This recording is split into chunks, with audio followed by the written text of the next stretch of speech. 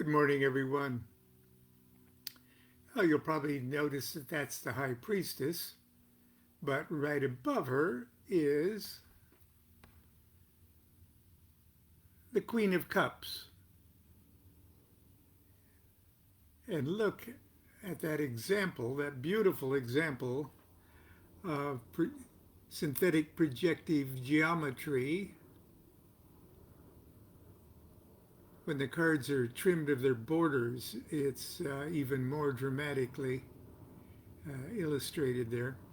But anyway, today we're going to talk about the court cards of the cups: the knight, the queen, the prince, and the princess of cups. And so we will begin. Let me straighten out my wiring here. Okay, the Knight of Cups. There he is.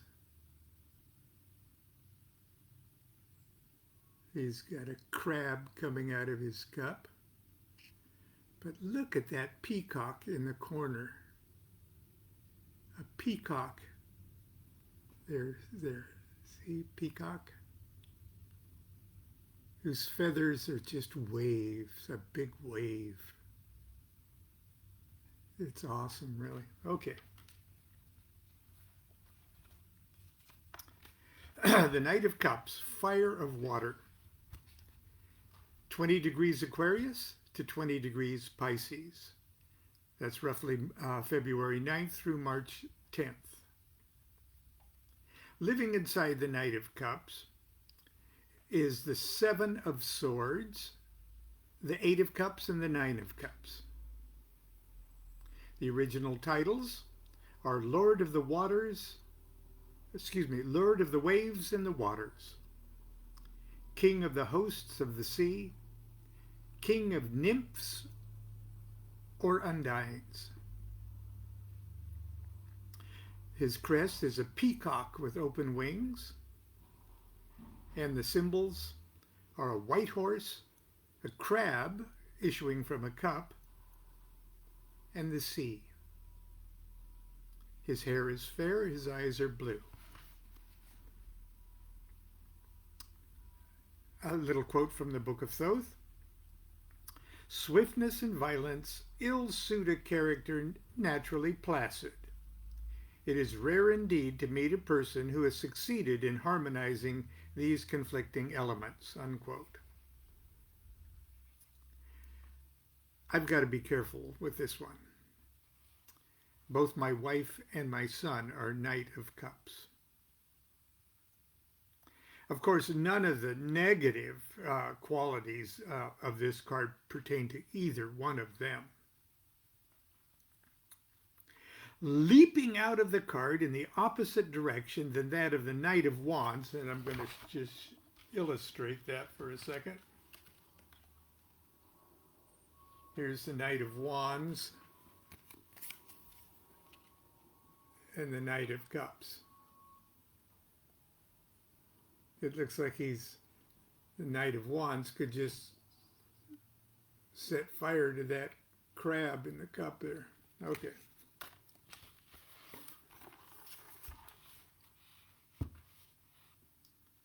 Leaping out of the card in the opposite direction than that of the Knight of Wands, the Knight of Cups is a cool contrast to his brother. Fire of Water brings to mind water in action, a pelting rain, a gushing spring, and the more patient actions whereby water erodes and dissolves things.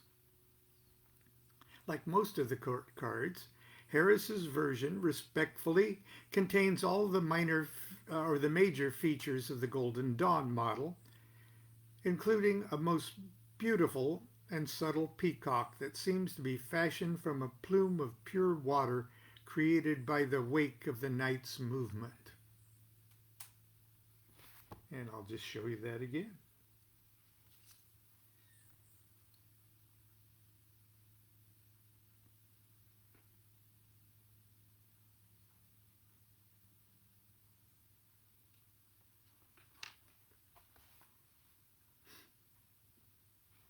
I think Crowley rather liked this fellow, and after all, what's not to like? Quote, he is amiable in a passive way. He is quick to respond to attraction and easily becomes enthusiastic under such stimulus. But he's not very enduring. Unquote. We can probably blame the influence of mutable Pisces for throwing a wet blanket on the white horse of our otherwise fiery lord of the waves and waters. This makes the Knight of Cups a pretty nice guy. He's just not very deep. In fact, the worst name we can call him is Shallow Water. He has a natural innocence and purity that makes him likable. But he's often just not deep enough for those virtues to easily manifest as profound nobility and character. As Crowley says, quote, his name is writ in water, unquote. While that may be true for some natives, such as Sonny Bono or Mia Farrow and Burt Reynolds, there must also be something in the character of this card that engenders the likes of George Washington, Abraham Lincoln, Susan B. Anthony, and Thomas Edison. And you, if your birthday is between February 9th and March 10th. Cool blues and greens dominate this card, as they do the other court cards. There we go. And the next card is our Queen of Cups, who just happens to be my birthday card. Water of Water, isn't she gorgeous? You can hardly see her, but you can see her reflection.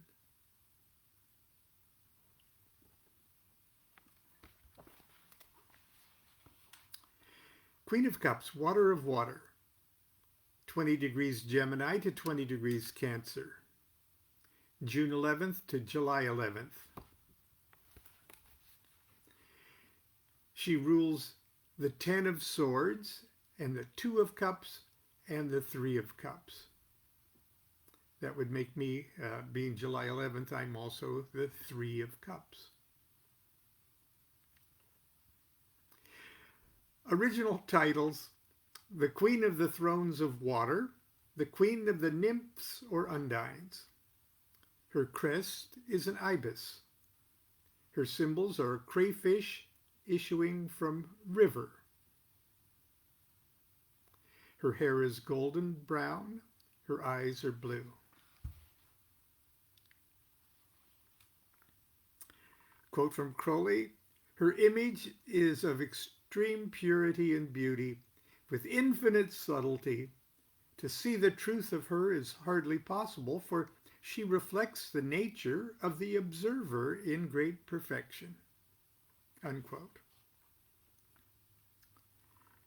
The Queen of Cups is my birthday card, so please be warned that the objectivity of my comments may be obscured by clouds of narcissism. But honestly, who am I to argue with Crowley? Harris's Queen of Cups bears striking similarities to Autu II, the High Priestess, as I've just shown you. As a matter of fact, if you were to trim the borders of the two cards and place the Queen of Cups upside down above the High Priestess, you would see that they match in a dizzying display of synthetic projective geometry. Both cards present the image of a great cup, the stem of which is formed by the body of the goddess. But let me just show you that again. So that's the body of the goddess, and that's the bowl of the cup. And the same thing could be said of the High Priestess card.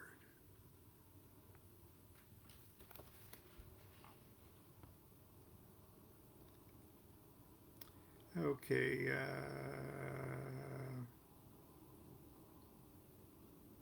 Autu II is the cup of the virginal goddess of the moon.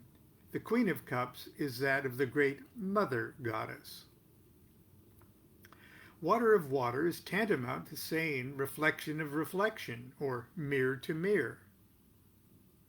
The Queen of Cups is popular and makes friends easily because when others look at her, they see only themselves.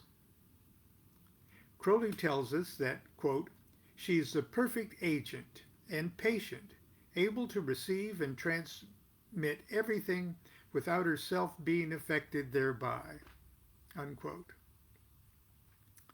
To liberals, she looks like a liberal. To conservatives, she looks like a conservative, when in truth she may be neither.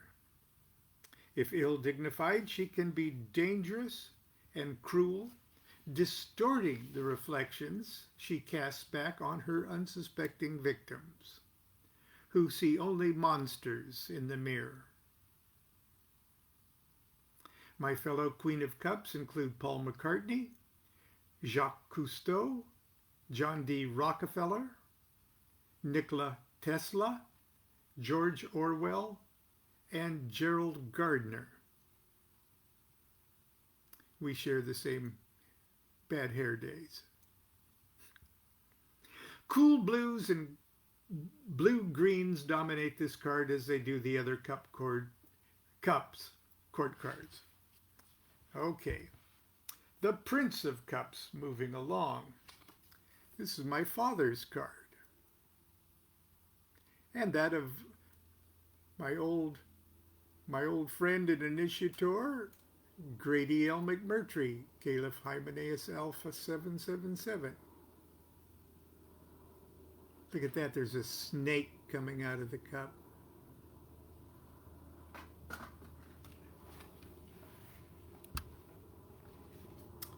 "20 degrees of Prince of Cups, air of water. 20 degrees Libra to 20 degrees Scorpio. October 13th to November 12th. Living inside, or he rules, the Four of Swords, the Five of Cups, and the Six of Cups. The original titles are Prince of the Chariot of Waters, Prince and Emperor of the Nymphs or Undines. His crest is an eagle.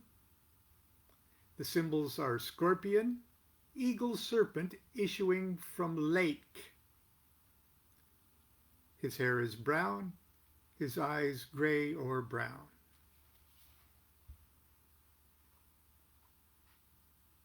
The moral, from Crowley, the moral characteristics of the person pictured here in this card are subtlety, secret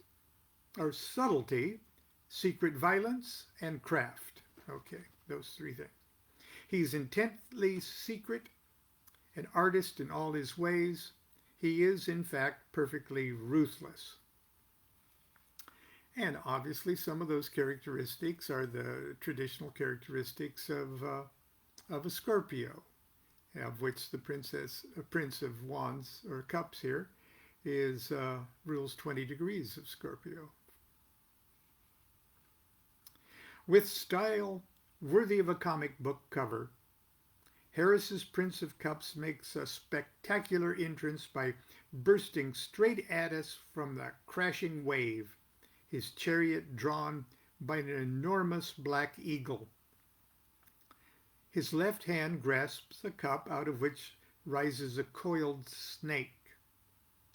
In his right hand he holds an enormous lotus blossom.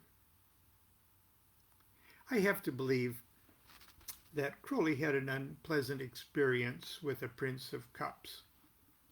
If everyone born between October 13th and November 12th manifested all the dark, chilling qualities Crowley ascribes to this card, then 1/12 of the population of the planet would be melodramatic villains.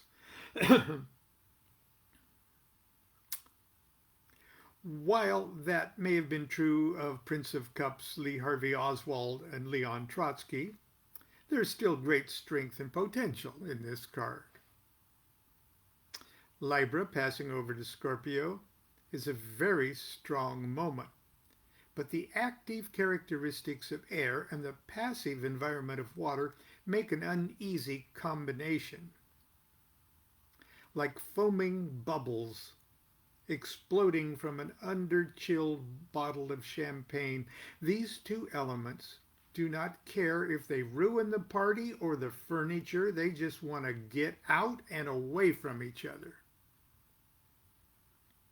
Maybe that is why Crowley describes the Prince of Cups as, quote, completely without conscience in the ordinary sense of the word, and is therefore usually distrusted by his neighbors, unquote.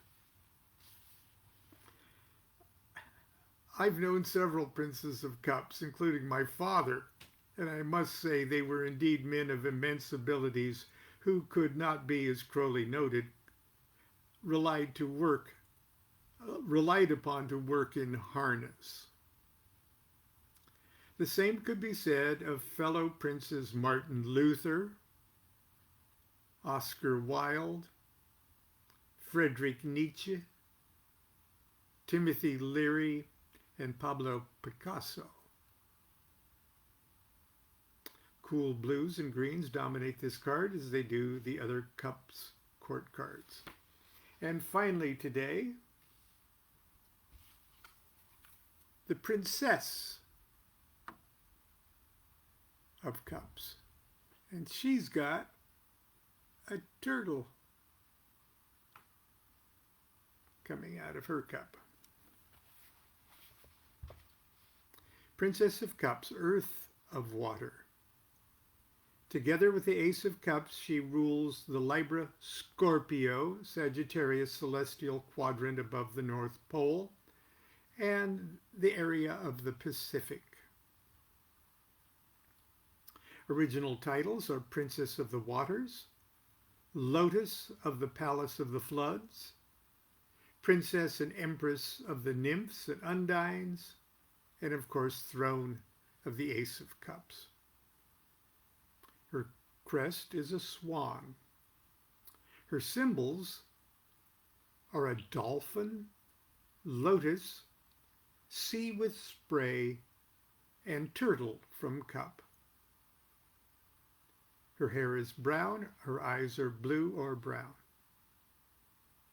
From the Book of Thoth, Crowley says, the character of the princess is infinitely gracious. All sweetness, all voluptuous gentleness, kindness, and tenderness are her character. She lives in a world of romance, in the perpetual dream of rapture. I cannot overemphasize the importance of the relationship between the ace of each suit and its princess. The ace may be beautiful to look at, but because it's the root, the hidden germ of its suit and element, it's impossible to understand. The princess, on the other hand, represents the end product, the crystallization and the materialization of what was purely potential in the ace. In the language of religion, the ace may be worshipped, but the princess can be adored. That being so, it would not be inappropriate for the herald of this card to cry out, quote, all fall down before the Princess of Waters, Lotus of the Palace of the Floods, Throne of the Holy Grail, unquote. You may think I'm laying it on a bit thick for this young lady, but I assure you, not half as thick as Mr. Crowley did. She's not all dreams either. As Earth of Water, she literally can ground vaporous and romantic ideas into manifestation and provide a fixed and fertile medium where the water-nourished life of ideas can flourish. Harris's image is one of graceful, fluid movement. The water is alive with large, smooth waves that suggest the heavy environment of the ocean's depths. The princess is dancing, her eyes closed, her head thrown back, an expression of pure rapture on her face reminiscent of Bernini's Ecstasy of St. Teresa.